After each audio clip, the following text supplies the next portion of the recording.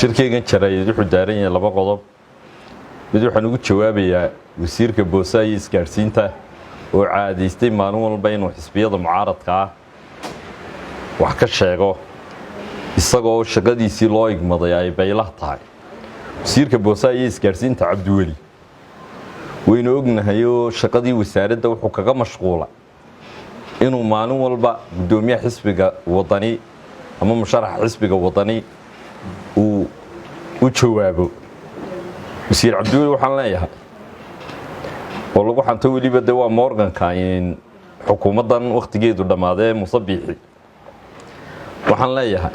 shaqadii lagu igmaday qaranku ku igmaday xagaad kaga waramaysa waxaynu ognahay in khilaaf dhex galay labada shirkadood maalin walba oo bulshada isku mariyeen warbaahinta wasiir Cabdiweli arrinka waxa la wuxuu ka yiri wasaaradahan maynu arag wali iyo meel alla meel uu kaga hadlayo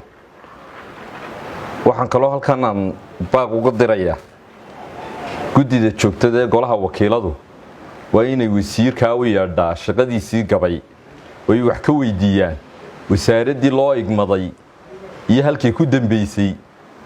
maalin kaliya oo shaqada wasaaradda boosaha iyo isgaarsiinta uu inooga warramayo maynu arag maalinta TV ka soo baxa waa maalin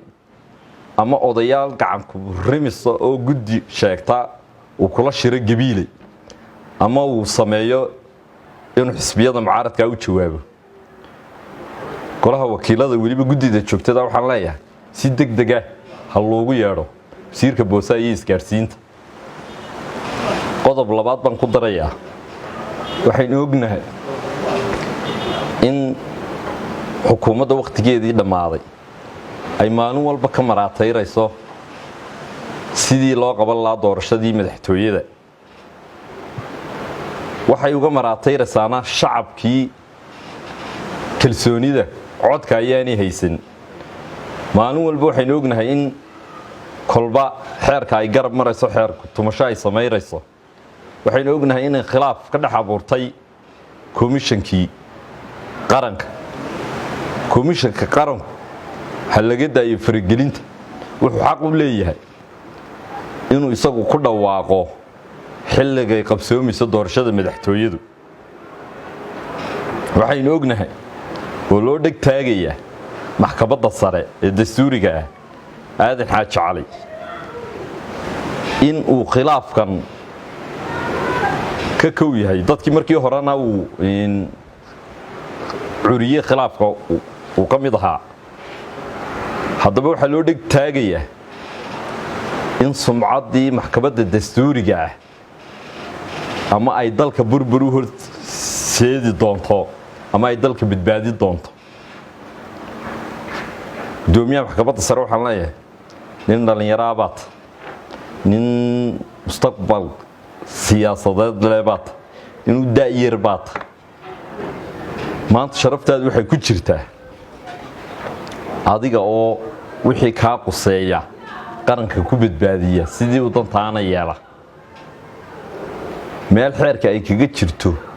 oo xeerkooda loo dhameystiray doorasho ururo ma jiro doorashada ururada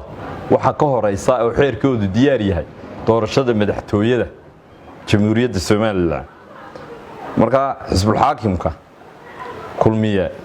waxaan leeyahay way soo dhamaatay xilligii lagu wareegayay waxba qabiya